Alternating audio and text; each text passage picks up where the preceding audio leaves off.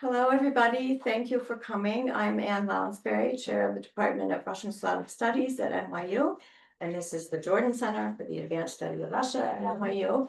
And we are thrilled to be able to welcome Professor Harriet Moroff, Professor Emerita from the University of Illinois at Urbana-Champaign. And Professor Moroff has many books, including Holy Foolishness, Dostoevsky's novels, and the Politics, the Poetics of Cultural Critique, Russia's Legal Fictions, Music from a Speeding Train, Jewish Literature in Post-Revolution Russia, and David Bergelson's Strange New World, Untimeliness and Futurity. And among her more recent articles is Contemporary Ukrainian Poetry, Wartime and Poetic Time, which came out in Slavic Review in 2024. And I know she's recently been doing work in Ukrainian. Today, Professor Moroff's talk is drawn from her new book, which is called As the Dust of the Earth, The Literature of Abandonment in Revolutionary Russia and Ukraine, and it analyzes Yiddish and Russian literary responses to the pogroms of the 19th and 1920s. So please welcome Harriet Moroff.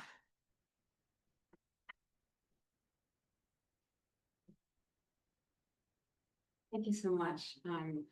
Let me see if I have the skill to share the screen and start the proceedings accordingly. Is that visible? Wonderful. Okay, so thanks so much for organizing the talk. I know how much effort goes into every single event, and so I'm very appreciative. This book is about poetry and catastrophe, violence and relief work, literature and documentation, injury and care. The analytic lens is a Jewish concept that I'm going to use the adjective form hefker. Hefker means abandoned or unowned. It originates in property law, where it refers to objects that are ownerless and up for grabs. I explore in this volume the multivalence of the hefker concept as a legal, poetic, existential, and political social term, showing how Yiddish poets, Russian language authors, aid workers, and medical professionals, all responding to the mass anti-Jewish violence of the Civil War period, use the term hefker to describe and conceptualize this experience of mass public violence. One of my points is that poets don't just express emotion, they think, and that ordinary people who encountered this kind of violence already had a concept from their daily life that they could use to understand what was happening to them.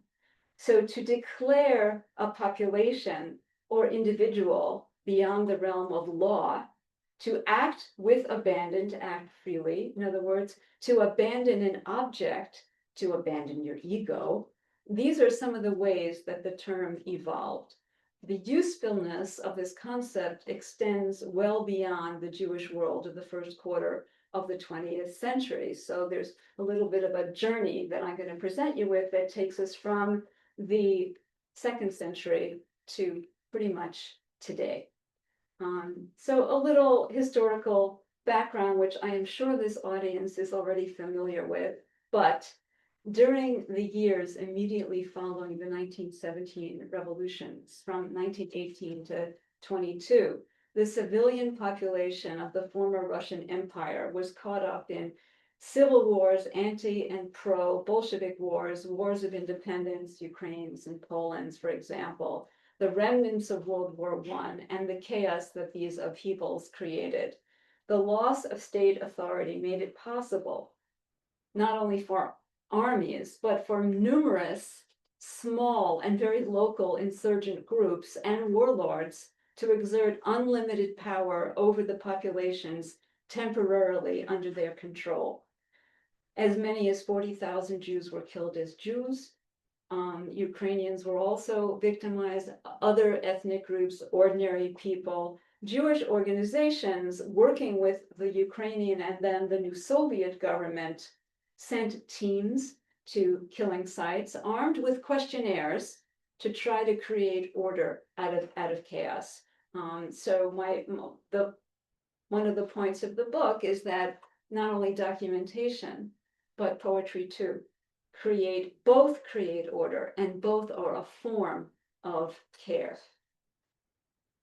So this is an overview of the book as a whole. I begin with the concept. I then turn to wonderful Jewish poets working in the environment of chaos and violence, responding to it in poetic form. David Hofstein, Gennady Estrach and I have a book forthcoming on David Hofstein. Leib Kvitko, another wonderful poet. I moved from hefker and abandonment, beginning with poetry, to documentation.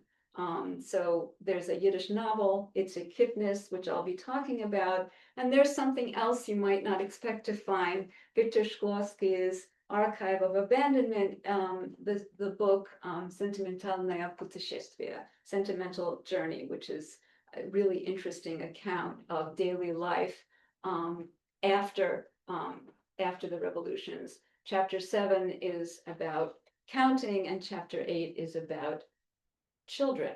So here are some of the people that you might meet in the book. The easily identifiable Shklovsky. This is a terrible picture of Hofstein. He was much better looking. This is Leib Kvitko, who I will talk about what he wrote in just a minute. This is Itzik Kipnis, who published in 1926 a novel called Months and Days, one of the first documentary literary accounts of the pogrom in his native shtetl of Slaveshna. This is Haji Miladowski, who has been a poet, a Yiddish poet who came to the US, has been widely translated, but the poem I'm going to talk to you about, which is about a floating prison ship, has not been translated.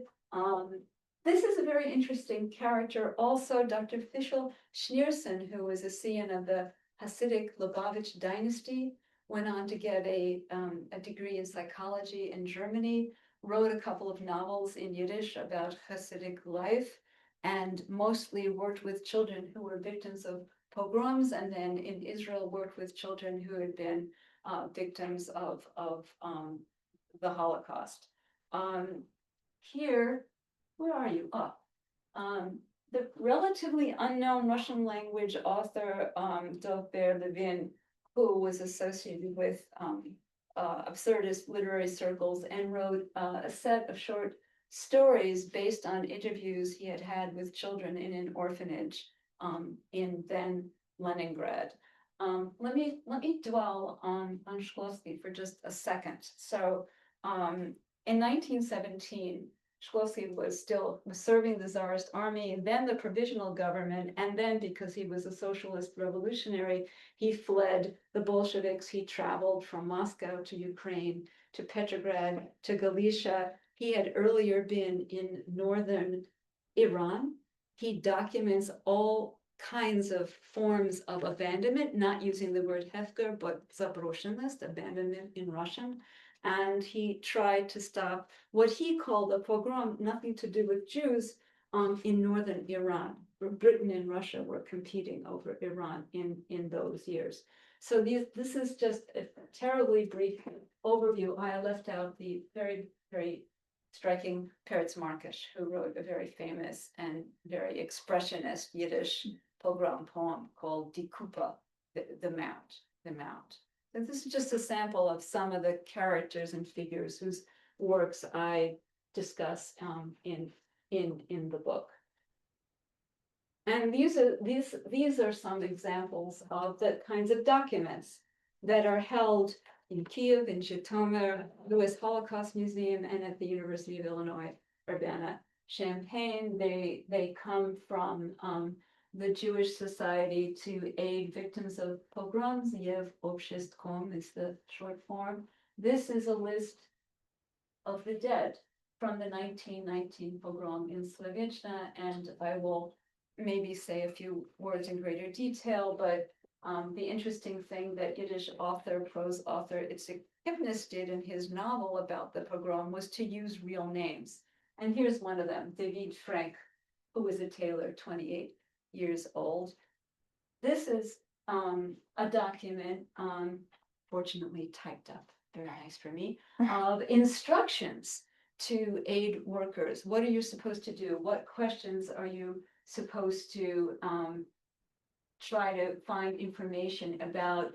Whom are you supposed to talk to when you go to a site? What documentation do we want back from you? So these instructions were extremely informative because it gave you a sense of the effort to sort of organize and discipline and categorize the random and bizarre violence that aid workers found on the scene.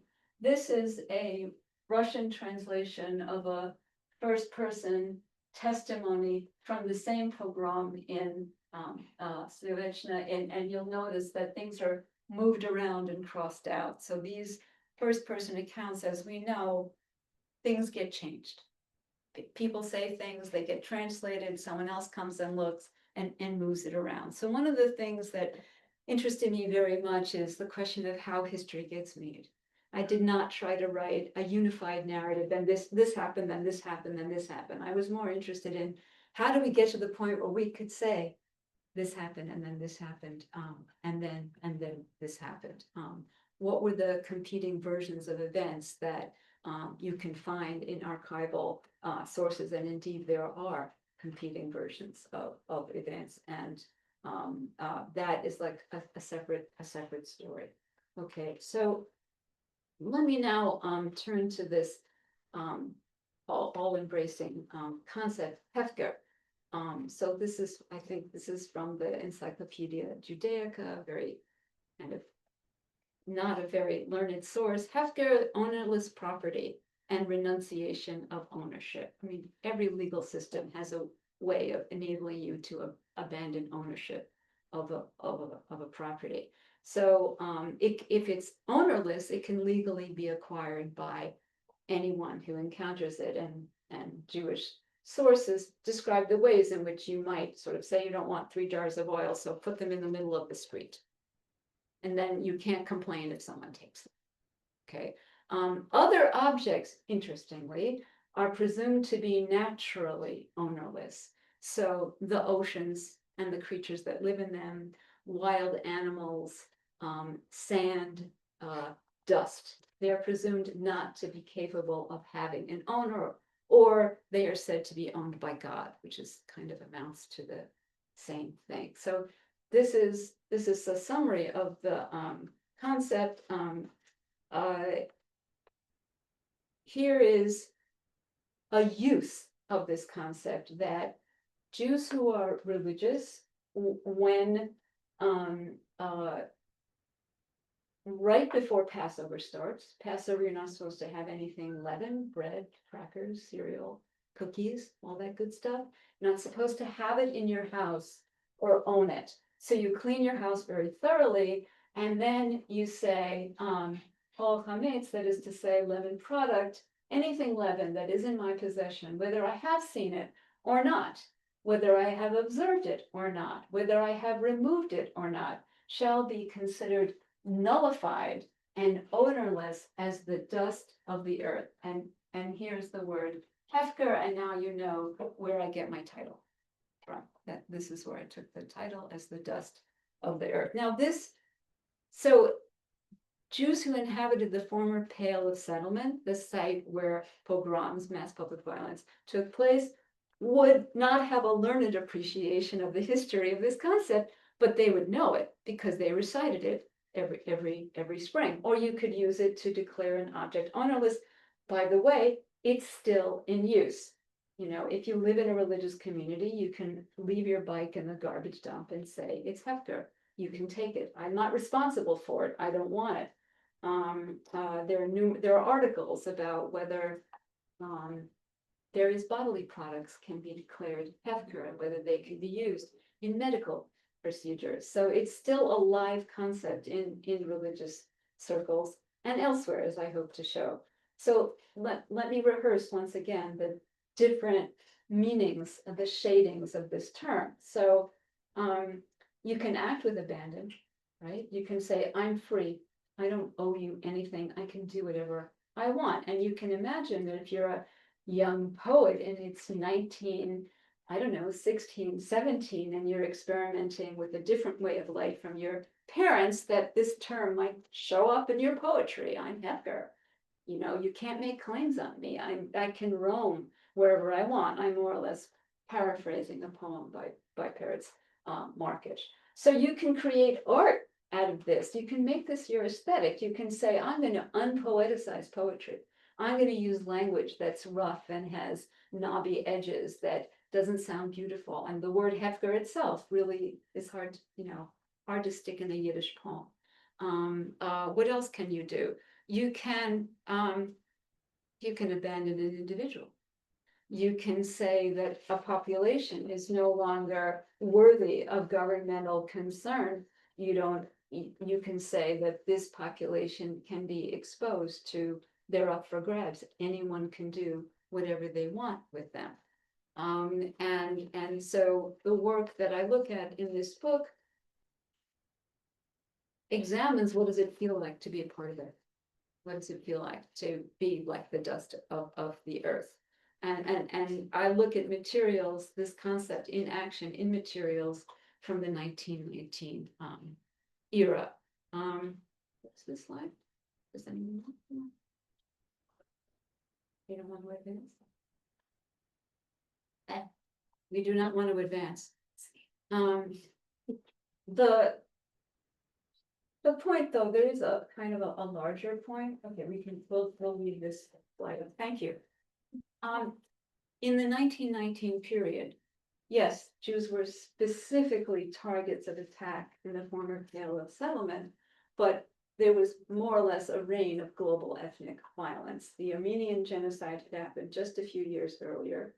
There's a lesser known genocide of Assyrian Christians in northern Iran. That's what Shklovsky is talking about. On the other side of the Atlantic, we had Chicago's Red Summer that I'm going to come back to, and the anti-Black pogrom in Tulsa, Oklahoma. This is 1921, which is an instance of racial violence and abandonment. The Tulsa race riot, I'm just going to dwell on this as a point of comparison for a second. The Tulsa race riot left hundreds of Blacks dead and destroyed the Greenwood neighborhood known as the Black Wall Street. The term hefker was not used by Black activists and intellectuals at the time, but I think it fits. Black property and lives were destroyed with impunity. Black citizenship was forfeited. No one was held accountable.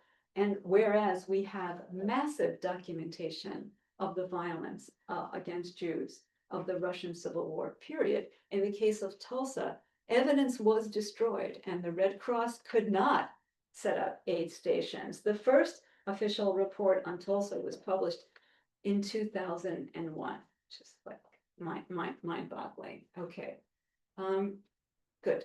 So abandonment, you've heard me couple the word abandonment and hefker numerous times already, and I want to point to the ways in which scholars from many disciplines have found abandonment to be a global phenomenon today, as evidenced by scholarship on inequality, neglect, precarity, dispossession, and violence, including Noam Leshem on Israel-Palestine, Vina Das on India. She's not up here. This is an extremely fascinating book, Feel Vita, Life in a Zone of Social Abandonment, about an asylum. And the anthropologist Elizabeth Povinelli, who also writes about, in this book and other books, this title is Economies of Abandonment. So we can see abandonment in Gaza, in Ukraine. In the US, the last time I gave the talk, the news item was Kilmore Armando Abrego Garcia. Trump said he was powerless, right? He's powerless to help him. And the El Salvadorian government said, no, we're not going to release him. So he's abandoned. He's between two governments. It's a perfect case. I tutor a lady from another country who's afraid to walk down the street where she lives because she's afraid ICE will come grab her. So those people, those brown and black skinned people who cannot walk down their own street in their own neighborhood, because they have no rights and no one is going to stick up for them. That's abandonment or hefker, and it's happening today in our world as well. It's not limited. So bodies can be stripped of rights. So if you're interested in critical theory, you might have already detected the work of Giorgio Agamben hovering around what I'm saying. So what's interesting about Agamben is that he consistently points out in Homo Sacer and many other books, and I'm not so much interested in bare life as that which preconditions it, which is abandonment. We are but temporarily clothed in norms and rights and limits and entitlements. This clothing can be stripped away at many moments. Agamben writes, quote, "He who has been banned is not in fact simply set outside law, but abandoned by it. He has no recourse, he or she." So sovereignty is the capacity to clothe and unclothe, strip away mere flesh and rights, norms, and entitlements, and to decide who is so clothed in rights, norms, and entitlements, and who is mere flesh. So, okay, so that's the conceptual side of things. Let me now turn to some very specific examples, and this is from the author I mentioned earlier. It's a Kipnis who describes in his novella, it's very short, Chadoshim and Teg, Months and Days. It was translated into Russian, by the way, in 1933, Mesyaci Dni.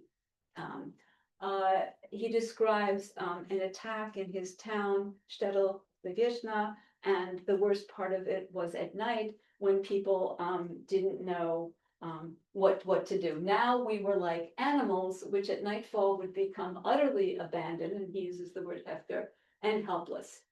So the shepherd may call the flock, the biopolitical sovereign responsible for the well-being of the population decides who and who will not receive care. Kipnis compares people to livestock whose owner removes them from care, depriving them of food, shelter, and security. It's seinen mir geglichen zu beschäftigen, was in Abend wären sie in ganzen Hefker and hilflos.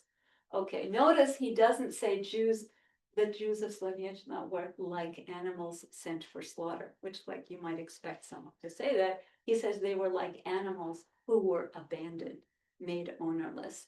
The pivotal moment is to be let go from care. And bizarrely enough, one of the forms of violence in his shtetl was the release of animals from shelters. So cows were roaming the streets the way they shouldn't have been, along with the accumulation of bodies on the streets. So this line, when I read this line, that was the point of departure for the whole study. That's where it started. Okay. Is there a reason that it doesn't love me anymore? It might not just be that your computer freezes a little bit when you don't touch it, but I would just go with the rather than the Okay. space, just click it. Okay. It seems to respond. Oh, the click on, yeah. Okay. To say nice things to me. All right, so let's look at another, like a mini derivation of the term hefker in another author who uses the term quite differently. So this is the great poet of David Hochstein, his debut volume of poetry called By Wegen at Rhodes, published in a terrible year, 1919. So he describes in a way, he gives a hint as to his aesthetic. He's not so much a creator as a kind of gatherer, right? At roads distant and fleeting, where wheels all unseeing, blinde, with wanton winds blowing, are grinding the dust in its roaming, so it has my key term, dust, there on hefker fields, dort habe ich Felder von hefker, mein Säen, my sewing, I gathered my sewing. So there's a process, there's some kind of exchange going on between some empty place, some abandoned place, some wild place, something that's been left there, which he then gathers up and transforms into something else. And this, I would consider this a fairly lighthearted description of the poetic process, but it gets darker. And here's another instance of it. But don't even look at this one for a minute. Look at this one. This is from the same collection, on the dark naked fields, and it's not as nice a translation because I did it and not an established poet, so bear with me. On the dark naked fields, there is before winds ride, there is before crows wander, there a ditch lies, a threshold to nowhere in the middle of desolate distance. So he uses hefker twice in this poem. A hefker schwell, a threshold. I don't even know how you translate this. In hefker, like sort of wild distances, an abandoned threshold. Is he talking about a grave? Is he talking about a place? Is it a cemetery? Is it a no man's land? Which, by the way, in Hebrew, the way to say no man's land is shedek hefker. So it's very difficult to know how to translate this. So Hochstein uses hefker in different ways, not as straightforwardly as prose author Kipnis. Prose author Kipnis, by the way, also wrote poetry. But here is another usage from, and this is from a very, I hate to say very famous in the context of Yiddish literature, but this is one of the most well-known works that Hochstein wrote, his pogrom lament called Treuer, or grief or sorrow. Seth Wolitz has a translation. The graphics were done by Marc Chagall, and the image of the hunter and the little fox that I think is on the website for this. Okay, that's one of the graphics from the 1922 edition of Treuer. And this is yet a different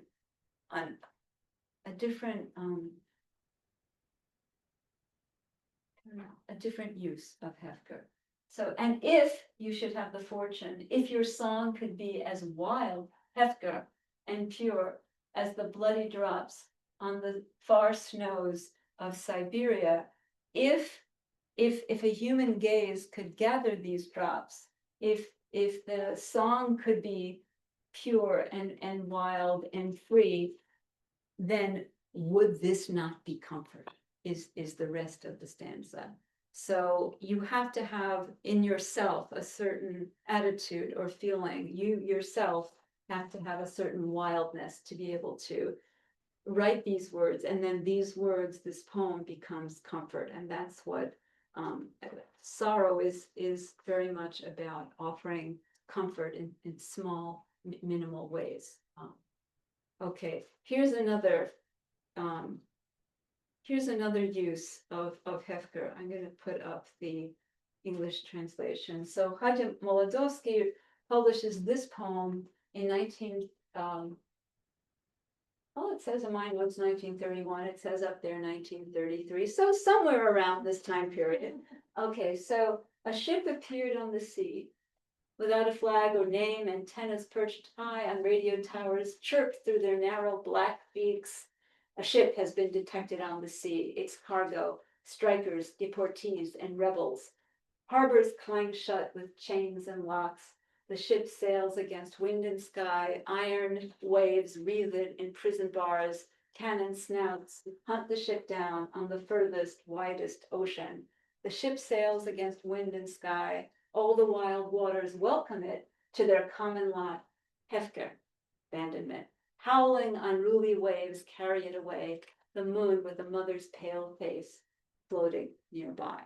So there really was a prison ship that originated in Argentina called El Chaco. And Hadim Molodowski wrote this poem in response, and noticed that the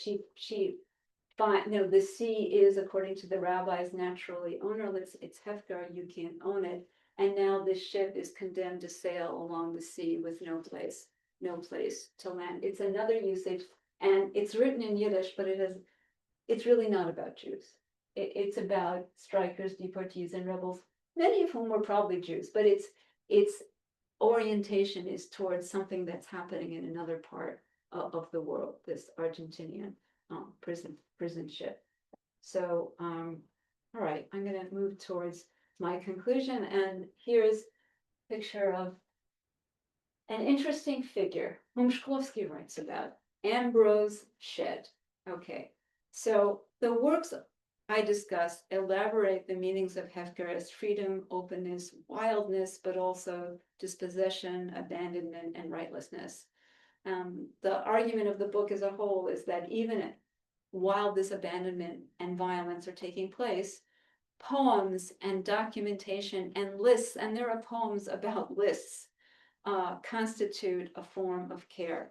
Removing victims from the zone of abandonment to the realm of care matters to the authors I write about, even if the care is the most minimal form, counting the dead, not just saying a whole population was killed or giving an approximation. So this is one of the things Viktor Shklovsky is particularly excited about when he talks about William Ambrose Shed, who counted the dead in northern Iran who had been victims of the Russian armies and each other's violence. That he saved people and he counted victims. And Shklovsky, in fact, dedicates Sentimental Journey to Dr. Ambrose Shed, who was one of these really interesting missionary characters. Okay, I'm going to end with something else. This is a book by the American poet Eve Ewing. I'm not alone in finding a link between poetry and documentation and mass public violence. And in 1919, the conditions of hefker abandonment were not limited to Jews. Eve Ewing, who's a Chicago poet, her book, 1919, is a cycle of poems about Chicago's July 1919 race riot, and it uses the 1922 report, The Negro in Chicago, as her interlocutor. So she jumps back and forth in this narrative poem between citing passages from the report and her own poetry. So the riot began when a 17-year-old Black youth accidentally violated the Eve Ewing calls the imaginary boundary separating Black and white swimming areas, and he was killed by a white stone thrower, and the police refused to make an arrest, and interracial violence followed. 23 Blacks and 15 whites were killed, and 1,000 people lost their homes. So what's interesting about the poem is it transforms race hatred into hope. So one of the most disturbing aspects of the report, which you can find, it's accessible, was, how are we going to solve this problem? Well, why don't we hope that the Negro race, in quotes, dies out? This is a citation from the 1922 report. So Ewing reworks this in her own language. The racist scheme for the elimination of Blacks becomes a statement affirming their continued vitality. Now we are millions, Ewing writes. The fourth stanza begins by citing the report, putting its language in the mouth of an adversary who would wish for the destruction of Blacks. Quote, "You said, hope for a solution through the dying out of the Negro race." But as the stanza continues, Ewing rewrites the lines, arriving finally at, "You said hope." So hope for the wiping out becomes, "You said hope." So the last line exerts three crucial words, changing their meaning so that hope changes direction, not against Blacks, but for them. The poem puts the message in the mouth of a formerly hate-filled speaker. So poetry and documentation continue. My very last line is, as you know, in the almost daily Facebook publication of Ukrainian poetry about Russia's war against Ukraine. Many poets are saying it's not just poetry, it's documentation. It's Helena Krug said at a talk, it's like the save as function in word processing, writing these poems. Thank you. Okay,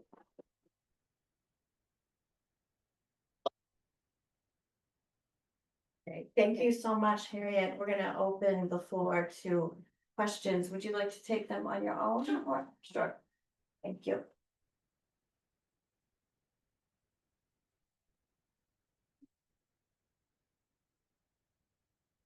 Yes, I actually have a question, unless there are other hands.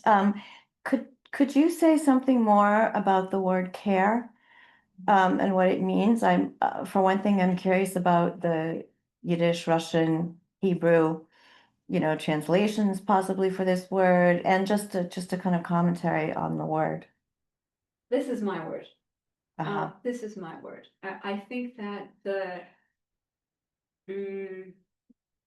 well, I'll tell you a little story. Okay, so when I started reading documentation, survivors' accounts, relief work reports, I was expecting to see a lot about emotion and care and suffering, and it wasn't there. It wasn't there. And I think the reason is that the ethos of the time was get some facts on paper that can be verified, because we're going to pursue law cases and we're going to seek money from big American aid organizations, and we need numbers. We don't want to hear about suffering. We want to see that so many and so many children were left orphan and they need so many and so many pairs of shoes, and we want it verified.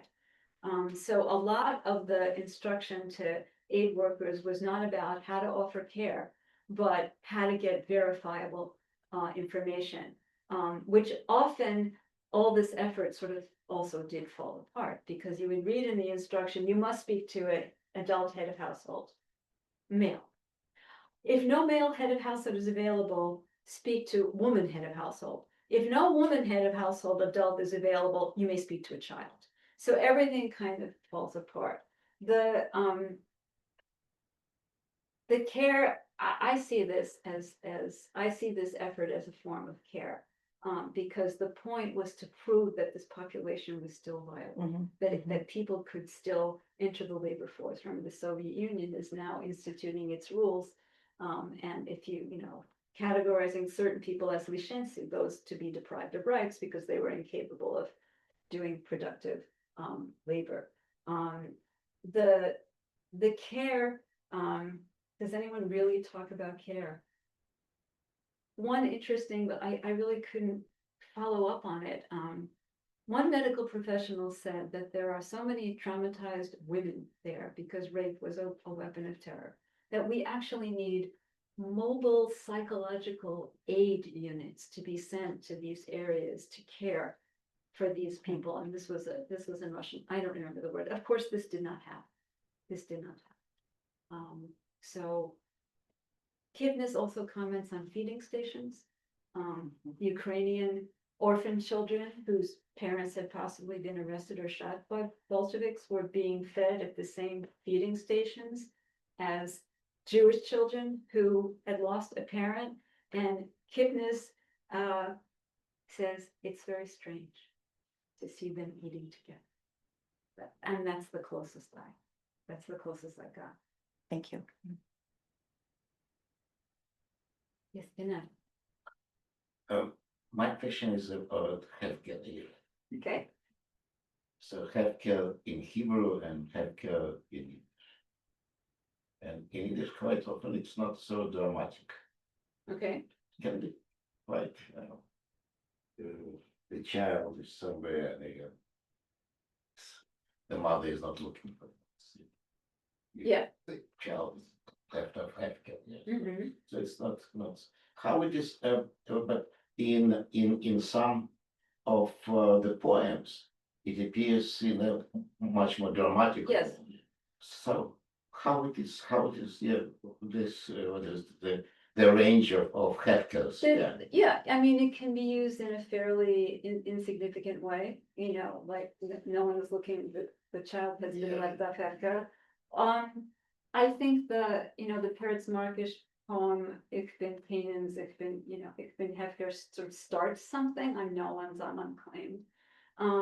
I think Aham wrote something in response to a slightly earlier pogrom period in which he used the term hefker.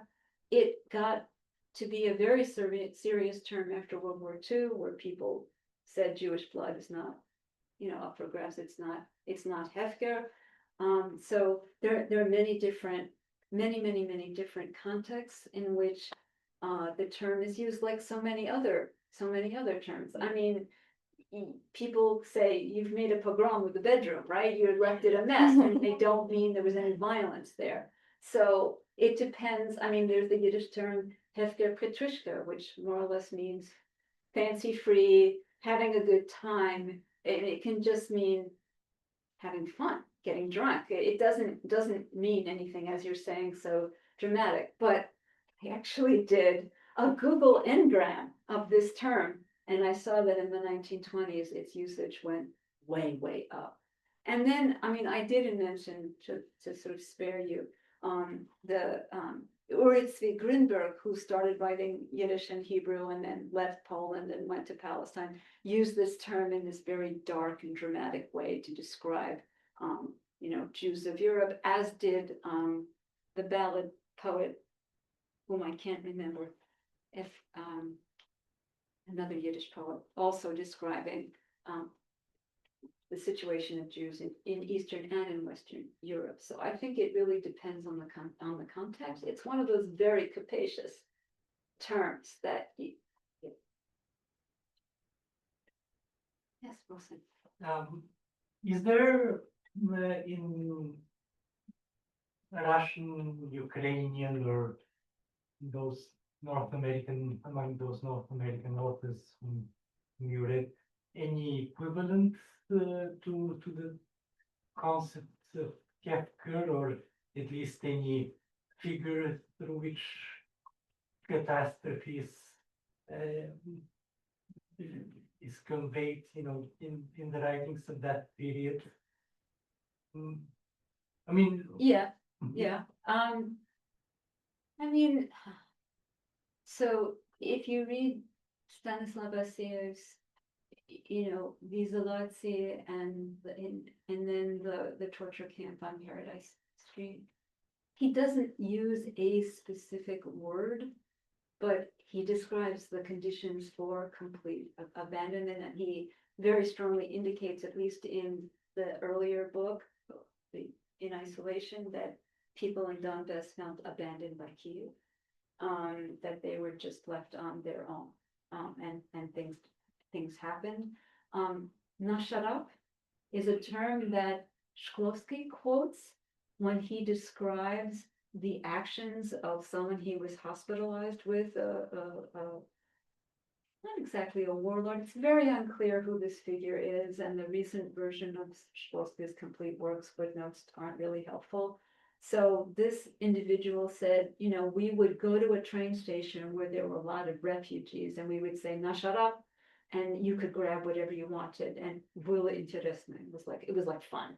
So this is a Turkish term, allegedly. I don't know where it comes from, but Shklovsky himself just uses an ordinary Russian word for abandonment. I mean, it has a double meaning in English. I don't know if it really does in Russian. To me, the greater indication of a condition of abandonment is the motif of dust, garbage, dust, neglect, something like that. But I haven't come across a specific term like this term. I'm thinking of besprizorniki. Yes, yes, the Obviously, unsupervised children who Yes. are very, you- that Shelterless. shelterless, Yeah. uncared for. But again, it's and the character official Schneerson in the glasses that I showed you in one of the early screens, he talked about his Prisodniki, and he talked about abandoned Jewish children as well, and said whole generations are going to be lost unless we intervene. So his book is called something like the impact of catastrophic times on future generations. And the book's in Yiddish, and he describes his efforts to try to get people to care for children who allegedly were beyond care, who were like stone-faced. and unresponsive. So I think that the unsupervised children who roam the streets of the urban centers would definitely fall into this category. You know, caging cigarettes and food and besieging passersby and not having been washed in months and weeks and so forth. Yeah. Really. So away from people, there's pollution where if I dispose of something, it's no longer mine. So like DuPont, they would put, they're making Teflon, so I think you need, can't quite pronounce it, fluorine containing acid. We just dumped it away. They wanted to abandon their responsibility, and then the pollution results were catastrophic for the animals around that. And it's this mistaken belief that the planet is infinite. And so I can go and do wanton killing because there's plenty of people. Nobody will really miss them. Right. Nobody's gonna really, care that I've dumped all this poisonous chemical into the water table. Exactly. So the impunity dimension that you bring up is very important. There's no recourse. No one is held legally responsible, and if they are, in the case of corporations, they get a slap on the wrist. And there were trials against pogromists in the 1920s in the young Soviet Union, but there was also a general amnesty. There was a general amnesty as well. So accountability when there's general lawlessness is a very, very difficult thing. And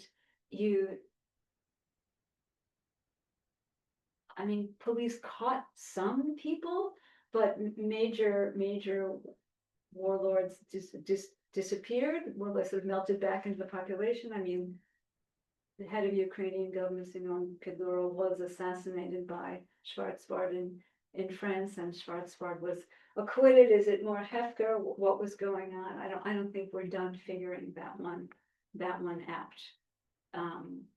But impunity is very much a part of the law is not for me. I can do what I want. Exactly. No questions.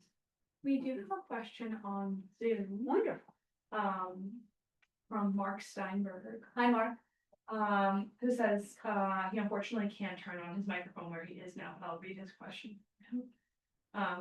He says, I'm wondering whether hefker, as used by these poets, was also known and available for us by non-poets, non-intellectuals trying to interpret, to think about, as you say, as well as feel their experiences of catastrophic violence, or is there no way to know? Well, hi, Mark. Mark and I are colleagues. Thank you, Mark. Yes, I read an account of World War I by a Yiddish speaker, and it's called Milchoma, short war dust, and it described the experiences of Jews living right in the war zone, World War I, and being forced to flee and being considered as having no value. And the Russian Imperial Army was very anti-Semitic. The Austro-Hungarian Army considered them enemies, and so there are also you can read in Yiddish newspapers. You can search the many Yiddish newspapers from this time have been digitized, and you can do these searches, and the term appears, and the first chapter of the book goes through several different newspaper accounts of the usage of the word hefker, and it is the dramatic serious use that it seems like animals have more rights than we do, or some such thing. So the fact that these periodicals, newspapers have been digitized makes it easy to find occurrences of this term, but they are in Yiddish.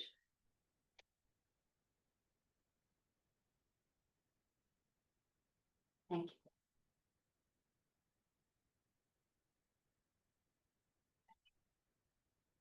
you. Yes. I wanted to ask a bit more about kind of the origins of the term hefker, and if it was ever used sorry, in a more positive context. I think in kind of Hebrew sources, like Midrashim, they refer to hefker to also mean as something that is free. Okay, I So- got some for you, yeah.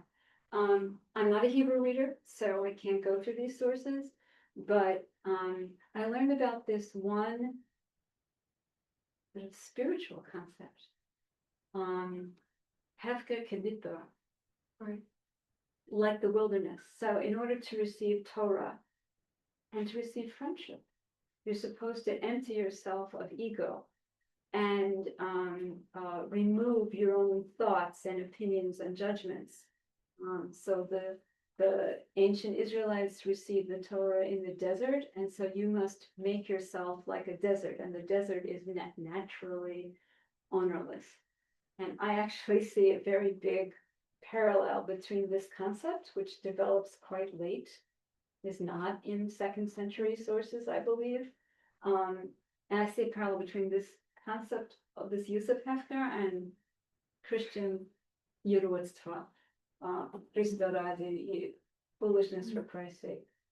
So the Hasidic practice of deliberate sort of self-humiliation, folly, childish behavior, breaking the law, and I think there's work to be done there. But hefker kamidor is a very entrancing concept. Yeah, it's not exactly positive though. I mean, it's a spiritual practice that requires discipline, it's its own entity, yeah. Thank you.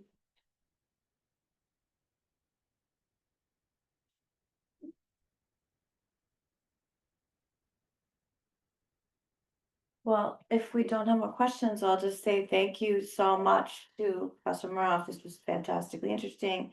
And thank you to everybody for coming. And thank you to everyone on Zoom too. Thank you.